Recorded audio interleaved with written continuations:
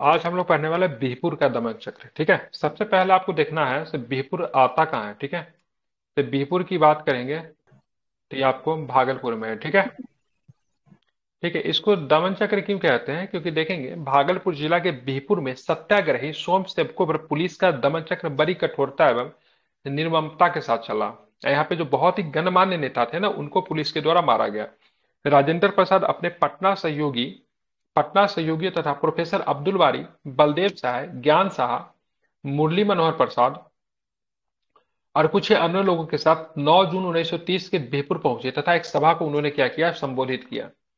सभा समाप्त होने के बाद कांग्रेस कार्यालय की तरफ जा रहे जुलूस जुलूस पर पुलिस ने लाठी चलानी शुरू कर दी, जिसमें राजेंद्र बाबू सहित गणमान्य नेता घायल हो गए। पुलिस अत्याचार के विरुद्ध बिहार काउंसिल के 4 सदस्यों ने इस्तीफा दे दिया, जिनमें अनंत प्रसाद, कमलेश्वरी सहाय, श्याम नारायण सिंह शर्मा, नवल किशोर प्रसाद सिंह थे। ठीक है, इन चारों ने क्या किया, इस्तीफा दे दिया। इसको आपको ध्यान में रखना है। ठीक है, चारों सदस्य का नाम ध्यान में रखिए। अनंत सिंह, कमलेश्वरी सहाय, श्याम नारायण सिंह शर्मा, नवल किशोर प्रसाद सिंह। भागलपुर के पब्लिक प्रोसिक्यूटर, ठीक है, राय बहादुर सुधांशु भूषण राय ने बेहपुर और साबौर के पुलिस कार्रवाइयों को अवैध करार देते हुए, ठीक है, 4 जुलाई 1930 को अपना त्याग पत्र दे दिया। राय बहादुर द्वारका नाथ ने भी राजेंद्र प्रसाद और प्रोफेसर अब्दुल बारी पर लाठीचार्ज के विरुद्ध में बिहार विधान परिषद से इस्तीफा दे दिया था। इनका राय बहादुर द्वारका नाथ जी का नाम ध्यान में रखिएगा। इन्होंने बिहार विधान परिषद से इस्तीफा दे दिया था। ठीक है, तब बिहपुर का दमन चक्र चला था बिहार के, उस समय के वर्तमान बिहार के गणमान्य नेताओं पे। अब बिहपुर जो था, ध्यान में रखेंगे, भागलपुर में पड़ता है। बिहार में सर्वमान्य राष्ट्रीय नेता में डॉक्टर राजेंद्र प्रसाद को 5 जुलाई 1930 को छपरा में गिरफ्तार करके हजारीबाग जेल भेजा गया। तो इनको छपरा से गिरफ्तार किया गया 1930 में। सबनिया अवज्ञा आंदोलन के दौरान इनको कहां पे भेजा गया, हजारीबाग जेल भेजा गया। ठीक है, राजेंद्र बाबू को हजारीबाग जेल, कहां पे, सिविल डिसओबीडियंस के समय। अपनी गिरफ्तारी के बाद डॉक्टर राजेंद्र प्रसाद ने भागलपुर के दीप नारायण जी को अपना उत्तराधिकारी मनोनीत किया। जब ये गिरफ्तार हो जाते 1930 में, तो किससे अपना उत्तराधिकारी नियुक्त करके जाते हैं राजेंद्र बाबू, तो दीप नारायण जी को। दीप ठीक है, नारायण सिंह। जिस समय सबनियामज्ञ आंदोलन चल रहा था ना, पे करबंदी आंदोलन भी साथ में चलाया गया। करबंदी आंदोलन में बिहार में जो करबंदी आंदोलन में सबसे प्रमुख था, वो चौकीदारी करबंदी अभियान था। ठीक है, तो चौकीदारी करबंदी अभियान की बात करेंगे, बिहार में शबनीय अवज्ञा आंदोलन के दौरान चलाया गया था। ये आपको ध्यान में रखना है। ठीक है, कहां कहां पे चला, सारण, चंपारण, शाहाबाद, पूर्णिया, मुंगेर, पटना, अन्य जिलों के लोगों ने चौकीदारी कर देना क्या था, बंद कर दिया। ठीक है, सारण चंपारण ज्यादा इनसे प्रभावित थे।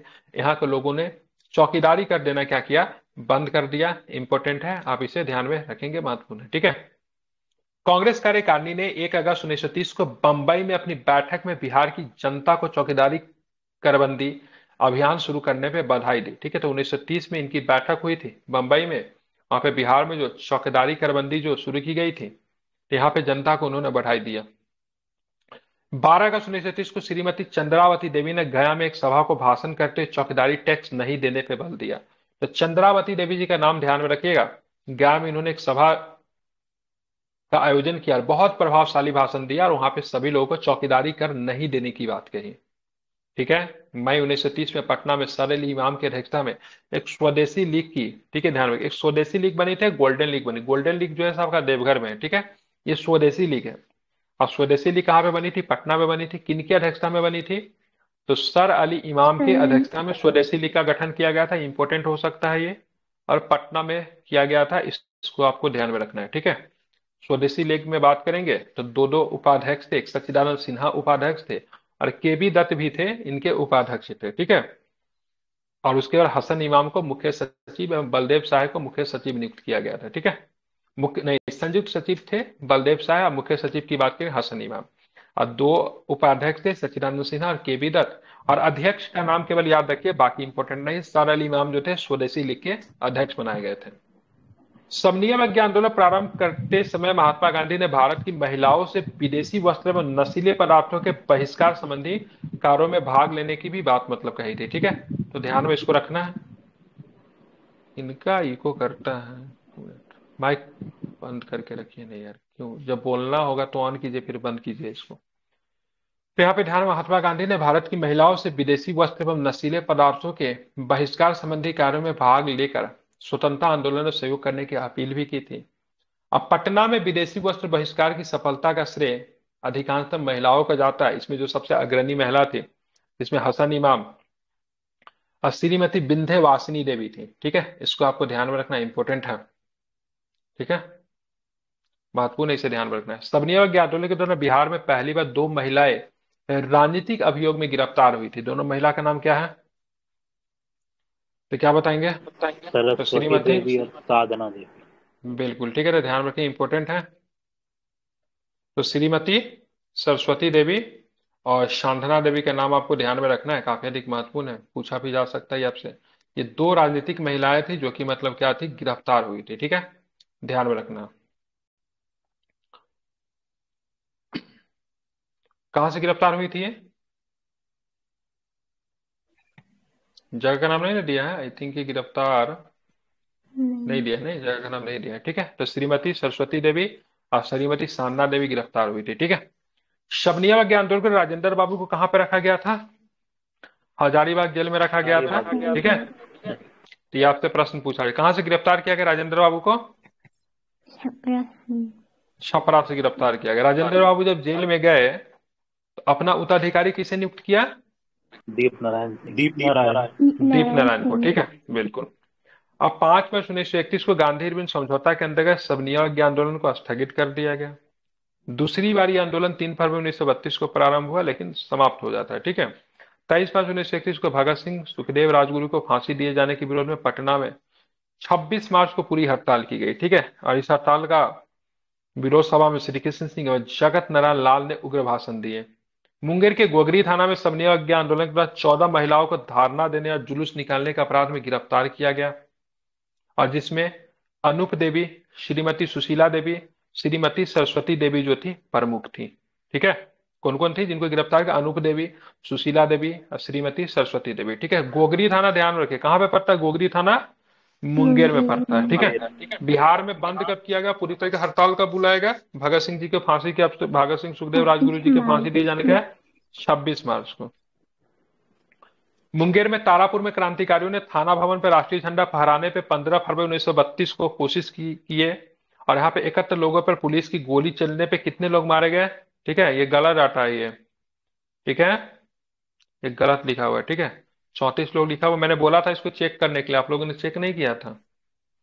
ठीक है, सबनिया के आंदोलन के दौरान छपरा में कारागार कारागार के व्यक्तियों ने नंगी हड़ताल कर दी थी। ठीक है, इस सबनिया के आंदोलन के दौरान चौकीदार करबंदी भी है, चौकीदारी करबंदी और नंगी हड़ताल भी है। ठीक है, गांधी जी ने सबनिया के आंदोलन को 7 अप्रैल 1934 को स्थगित कर दिया।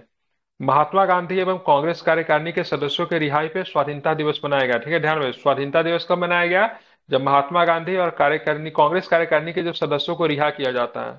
और इसके लिए पटना पे, जिसका भंवर पोखर की बात करेंगे, वहां पे अनुग्रह नारायण सिंह ने झंडा फहराया था। ठीक है, यहाँ पे डाटा 34 लोग का नहीं है। ठीक है, आई थिंक 44 लोग का इसका होना चाहिए, ये थोड़ा मिस्टेक किया हुआ है। ठीक है, 34 नहीं 44 होना चाहिए, एक बार आप लोग चेक कर लीजिए। ठीक है, से पटना तारापुर कांड में कितने लोग शहीद हुए थे? ठीक है, ये चेक करके मुझे बताइए, ये तारापुर कांड में कितने लोग शहीद हुए थे। ठीक है, तारीख की बात करेंगे तो 15 फरवरी 1932 की घटना है। 15 फरवरी 1932 को बिहार में शहीद दिवस मनाया जाता है। ठीक है, तो तारापुर गोलीकांड और शहीद दिवस की बात करेंगे तो इम्पोर्टेंट है। और 34 तारापुर लिखा है कहाँ सर, पर? 34 है। 34 है। हाँ, 34 दिया हुआ तो है। 34 है, तो फिर यहाँ पे गलत दिया हुआ है, तो फिर हाँ। यहाँ पे गलत है, तो फिर यहाँ पे 21 होना चाहिए फिर ये। यहाँ पे 13 और 31 तो 44 हो जाएगा ना, तो फिर यहाँ पे गलत है, कहीं पे तो एक जगह पे गलत तो है।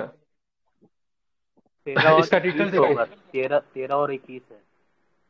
अच्छा, 13 और 21 नहीं। होगा। ठीक है, हाँ, तो ये गलत है, एक जगह पे गलत है, वही मैं कह रहा था कहीं एक जगह पे गलत है।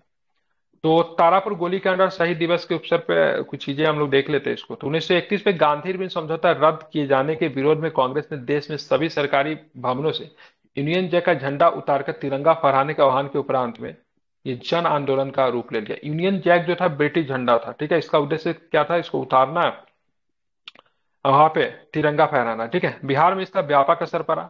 15 फरवरी 1932 को मुंगेर में तारापुर के स्वतंत्रता सेनानियों ने एक समूह ने तारापुर झंडा भवन में भारतीय ध्वज को फहराने की योजना बनाई। जोशीले स्वतंत्रता सेनानी सेनानी भारत माता की जय और वंदे मातरम का जय घोष कर रहे थे। तब उस वक्त कलेक्टर ईओली एवं एसपी डब्ल्यू फ्लैग ने निहत्थे स्वतंत्रता सेनानियों पे अंधाधुंध गोलियां चलवा दी। अंग्रेजी हुकूमत की इस बर्बर कार्रवाई में 34, ठीक है, स्वतंत्रता प्रेमी जो थे शहीद हो गए, ठीक है। दोनों अधिकारी का नाम याद रखिए, एसपी कौन था, डब्ल्यू फ्लैग, और कलेक्टर कौन था, ओली जो था कलेक्टर था, ठीक है। तो ओली और फ्लैग आपको ध्यान में रखना है, ठीक है। अंग्रेजी हुकूमत की इस बर्बरता कार्रवाई में 34 स्वतंत्रता प्रेमी शहीद हो गए। इसमें से 13 शहीदों की पहचान की गई, लेकिन 21 की कोई पहचान नहीं की गई। 21 ही है ना? हाँ श्योर? सर, 21 है। ठीक है, 21 की कोई पहचान नहीं की पा गई, ठीक है। आनंद फानन में अंग्रेजों ने वीरगति को प्राप्त हुए कई सेनानियों को शवों को वाहन में लादकर सुल्तानगंज के निकट गंगा में बहा दिया। 13 अप्रैल 1919 को जलियांवाला बाग गोलीकांड के बाद ये भारत का दूसरा सबसे बड़ा क्रूरतम नरसंहार जो था तारापुर था, ठीक है। विरोध का कारण क्या था? गांधी इरविन पैक्ट निरस्त हो जाने के बाद महात्मा गांधी द्वारा 1932 के शुरुआत में गिरफ्तार कर लिया गया और कांग्रेस का अवैध संगठन घोषित कर दिया गया। पटेल तथा राजेंद्र प्रसाद जी को भी जेल में डाल दिया गया। इसके पहले 23 मार्च 1931 को लाहौर में भगत सिंह सुखदेव राजगुरु को फांसी दिए जाने के कारण पूरे देश में शोक का आक्रोश की लहर थी। गांधी आदि नेताओं की गिरफ्तारी के बाद आग में घी का काम किया। इधर स्वर्गीय इधर स्थानीय स्तर पर मुंगेर में स्वतंत्रता सेनानी श्री कृष्ण सिंह, नमधारी सिंह, गिरिपाद मुखर्जी, ठीक है, पंडित दशरथ झा, बासुकीनाथ राय, दीनानाथ साहब और जयमंगल शास्त्री को भी गिरफ्तार कर लिया गया था। मतलब राष्ट्रीय नेता के अलावा स्थानीय नेताओं को भी गिरफ्तार किया गया था, ठीक है। नेता का नाम आपको यहाँ पे याद नहीं रखना है। इसके बाद कांग्रेस नेता सरदार सादुल सिंह ने, ठीक है, कविश्वर द्वारा सरकारी भवनों पे तिरंगा झंडा फहराने का आह्वान किया गया था। ये नाम इंपॉर्टेंट हो सकता है, सरदार सादुल सिंह कविश्वर, ठीक है। इन्होंने ही मतलब एक वो निकाला था, सरकारी भवन पे क्या करना है, झंडा फहराने, ठीक है। उसके बाद ये घटना तारापुर वाला घटना होती है। 1984 में बिहार के तत्कालीन मुख्यमंत्री चंद्रशेखर सिंह ने शहीदों की याद में स्मारक का निर्माण कराया था। 15 फरवरी 2022 को मुख्यमंत्री नीतीश कुमार ने तारापुर गोलीकांड में शहीद हुए स्वतंत्रता सेनानी के याद में हर साल 15 फरवरी को शहीद दिवस मनाने की घोषणा की। तो कितने तारीख को ये थी? 1932 की घटना थी ना, 15 फरवरी 1932 की घटना थी। इसको आपको ध्यान में रखना। अब आते हैं बापू की लाठी की बात करेंगे। इसी समय बापू का लाठी काफी चर्चा में ही था, ठीक है, ठीक है। तो बापू की लाठी की बात करेंगे तो बिहार में भूकंप पीड़ितों की सहायता पे निकले महात्मा गांधी 3 से 4 अप्रैल 1936 को जब मुंगेर के जिले के कौन से गांव में पहुंचे? घोरघट गांव में पहुंचे। वहां के लोगों ने दुनिया के प्रसिद्ध मुंगेरी लाठी के बारे में जानने की जिज्ञासा प्रवेश प्राप्त की, क्योंकि गांधी जी इस लाठी से कई बार कूटा चुके थे पहले भी। क्योंकि इससे पहले भी दक्षिण अफ्रीका में गांधी जी मुंगेर से निर्मित पित्तल की मुठ वाली लाठी की खूब चर्चा सुन रखी थी, जिसका इस्तेमाल अक्सर बिराटनी फौज करते थे, मतलब ब्रिटिश फौज करती थी। लाठी में गांधी जी की गहरी दिलचस्पी देखकर घोरगट गांव के लोगों ने कांग्रेस के एक युवा क्रांतिकारी जिसका नाम था अगरजीत पासवान, उन्होंने गांधी जी को, ठीक है, ध्यान में रखेंगे, अगरजीत पासवान को सामूहिक नेतृत्व में उपकार के तौर पर बापू के हाथ में एक लाठी सौंपी जो आजीवन बापू के साथ रही थी, ठीक है। ध्यान रखना, ये जो थी हमेशा बापू के साथ मतलब रही, आगे भी रही, ठीक है। समझ, क्या नाम था उसका? अगरजीत पासवान। अगरजीत पासवान। किस गांव में पहुंचे थे गांधी जी? घोरघट। घोरघट गांव में, ठीक है। उसी दिन गांधी जी ने एक राज का बात बताए हुए कहा कि घोरघट से निर्मित लाठी के हंटर से अंग्रेजों द्वारा कम से कम 2 बार उनकी पिटाई ऑलरेडी पहले हो चुकी है, ठीक है। बाद में लाठी प्रसंग पर भारतीय डाक विभाग ने एक डाक टिकट भी जारी किया। घोरघट गांव में आज भी हर साल गांधी जी के आगमन के दिवस पे, ठीक है, लाठी महोत्सव का आयोजन अभी भी होता है, ठीक है। विशेष प्रकार की लाठी थे, बनाते थे कैसे मुंगेरी लाठी को? तो मुंगेरी लाठी को बनाने के लिए या चूने, खल्ली और विशेष रसायनों के लेप से आग में सेक कर पित्तल की मुठ वाली हंटर नुमा लाठी बनाई जाती थी। उस समय अंग्रेजों ने मुंगेर में निर्मित निर्मित लाठियों का कारोबार सरहद पार तक फैला दिया था। इसका व्यापार ब्रिटेन में, अफगानिस्तान में, भूटान में, दक्षिण अफ्रीका समेत बिराटनी हुकूमत वाले सभी मुल्कों में था जहां पर ब्रिटिश का उपनिवेश था। ठीक है, सब जगह लाठी को भेजा जाता था। अंग्रेज वहां की बनी लाठी को हंटर के रूप में प्रयोग करके स्वतंत्रता सेनानियों का दमन करने का भी काम करते थे। ठीक है, समझ गए ना? तो कहाँ गांव का नाम ध्यान में रखना है, घोरघट गांव। और और जो जो नेता का नाम क्या था जिन्होंने दिया गांधी जी को? अगरजीत पासवान। ठीक है। और गांधी जी कितने बार कुटाई हो चुकी थी इनकी इस लाठी से पहले भी? 2 बार। दो ठीक है, बार ये बात गांधी जी ने ही अपने शब्दों में बताया। ठीक है। अब गांधी जी जब यहाँ पे पहुंचे, जब 1934 में जब बिहार में जब भूकंप आया था, तो गांधी जी पहुंचे थे यहाँ पे। और यहाँ पे एक उन्होंने कमेटी वगैरह बना दिया था, राहत समिति। उसका अध्यक्ष किसे बनाया था, किसकी देखरेख में बनी थी वो? राजेंद्र बिल्कुल, प्रसाद। राजेंद्र बाबू, ध्यान में रखना है। ठीक है। तो गांधी जी जब वहां पे पहुंचे तो सभी लोगों ने, ठीक है, सभी लोगों ने गांधी जी से बोला से भाई हमको ऑटोग्राफ दिखे दीजिए। तो गांधी जी ने बोला से जो जो लोगों को ऑटोग्राफ चाहिए पैसे लगेंगे। ठीक है। तो कितने पैसे गांधी जी ने मांगे? ठीक है, तो सबको बोला जिसको भी ऑटोग्राफ लेना है वो सब हमको दो 5 रुपया। अब सभी लोग जो थे ये बात सुन के चौंक गए से भाई गांधी जी पैसे मांग रहे हैं। ठीक है, सभी लोगों को बड़ा आश्चर्य लगा। लेकिन फिर भी 20,000 से, सॉरी 20,000 बोल रहे हैं, फिर भी काफी लोग जो थे वहां पे उन्होंने मतलब ऑटोग्राफ लेने के लिए सहमति दर्ज दिखाई। ठीक है, गांधी जी के बाद जब बहुत सारा जब पैसा जब आ गया, तो गांधी जी ने सारा पैसा को भूकंप राहत कोष में दान दे दिया। ठीक है। अभी के समय में सेल्फी लेने के लोग आते हैं। ठीक है। तो 15 फरवरी 1934 को बिहार में आए भूकंप की त्रासदी में 20,000 से अधिक लोग मारे गए, जिसमें भागलपुर सबसे ज्यादा प्रभावित हुआ। कांग्रेस द्वारा पीड़ितों की राहत कार्य की जोर शोर से चलाया जा रहा था। ऐसे में राहत कार्य को देखते और पीड़ितों, माइक बंद कीजिए, पीड़ितों की सहायता के लिए गांधी जी, ठीक है ध्यान रखिए, सहरसा से बिहपुर होते हुए भागलपुर पहुंचे। कहां से? पहले सहरसा से बिहपुर है, अब बिहपुर से भागलपुर पहुंचे। इसके बाद दीप नारायण सिंह के घर ठहरे। ये बहुत इंपॉर्टेंट हो सकता है। ठीक है, गांधी जी जब भागलपुर जाएंगे तो भाई भागलपुर का सबसे बड़ा नेता कौन? तो दीप नारायण सिंह। दीप ठीक है, नारायण तो सिंह। उन्हीं के घर ठहरे। और 3 अप्रैल को भागलपुर के लाजपत पार्क में, लाजपत पार्क ध्यान में, गांधी जी ने लोगों को संबोधित करते हुए राहत कार्य में सहयोग करने और भूकंप पीड़ितों की मदद करने से अपील की। सभा के दौरान कांग्रेस के स्वयंसेवकों ने झोली फैलाकर लोगों से सहायता चंदा एकत्र करने लगे। इस सभा में बहुत से लोग थे गांधी जी का ऑटोग्राफ लेना चाहते थे, लेकिन गांधी जी ने इन लोगों को अपना ऑटोग्राफ 5-5 रुपए में बेचने का ऐलान किया है। ठीक है, गांधी जी के मुंह से पैसे की बात सुन के सभा के सभी लोग अचंभित हो गए। फिर भी ऑटोग्राफ लेने वालों की कतार लग गई। इसके बाद सबको चौंकाते हुए ऑटोग्राफ से मिले पैसों के बापू ने वहां के भूकंप पीड़ितों की मदद के लिए सौंप दिया।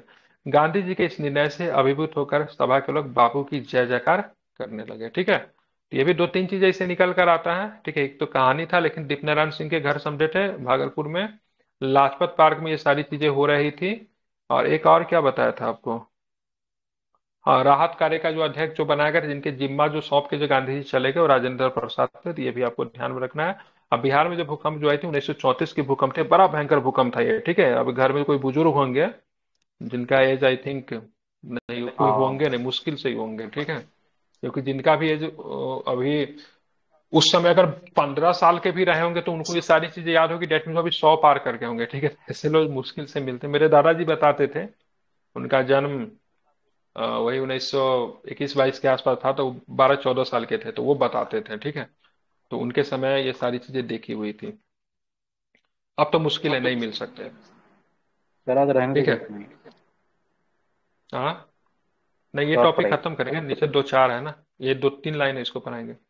भूकंप पीड़ितों की सहायता के लिए बिहार केंद्रीय रिलीफ, माइक बन के, बिहार केंद्रीय रिलीफ कमेटी नामक एक गैर सरकारी संस्था की स्थापना की गई। और उसके अध्यक्ष किसको? डॉक्टर राजेंद्र प्रसाद को बनाया गया। सचिव कौन थे? तो बलदेव प्रसाद। ठीक है, 11 मार्च 1937 को गांधी जी पुनः बिहार की यात्रा पर पटना पहुंचे। और अपनी इस यात्रा में उन्होंने मोतिहारी, छपरा, सोनपुर, मुजफ्फरपुर, मधुबनी, दरभंगा, भागलपुर, मुंगेर आदि स्थानों पर गए लोगों से भूकंप पीड़ितों की सहायता की अपील की। ठीक है, गांधी जी का बिहार में हरिजन यात्रा 1934 में 2 बार हुआ। गांधी जी ने 1934 ईस्वी की बिहार यात्रा मानवीय कार्य में सामाजिक सुधार के अतिरिक्त राजनीतिक दृष्टि से भी काफी अधिक महत्वपूर्ण थी। ठीक है, तो ध्यान में रखना, गांधी जी से रिलेटेड सारे फैक्ट है। कल के क्लास में हम लोग कांग्रेस का समाजवादी पार्टी पढ़ेंगे। ठीक है, ध्यान में रखना इंपॉर्टेंट। बाकी जो भी अभी मैंने पढ़ा दिया, यहाँ से प्रश्न आने की संभावना है। पूछते हैं, जैसे बत्तख मियाँ टाइप का अगर क्वेश्चन पूछेगा तो इसी सब से उठा के पूछ देगा। अगर जीत पासवान का नाम पूछ देगा, घोरगढ़ गांव का नाम पूछ देगा, भागलपुर के किस पार्क में ये सब हुआ था, सो ठीक है, तो ऐसे प्रश्न आते हैं। ठीक है, स्टैटिक्स टाइप के आएंगे। ऑटोग्राफ वाली घटना कब की है, तो 1934 के भूकंप से संबंधित है, तो इसको आपको याद रखना चाहिए। ठीक है, बाकी कल के क्लास में हम लोग यहाँ से कंटिन्यू करेंगे। तो आप लोग सभी लोग कांग्रेस का Samajwadi, sorry, Congress Samajwadi party, Congress socialist party आप लोग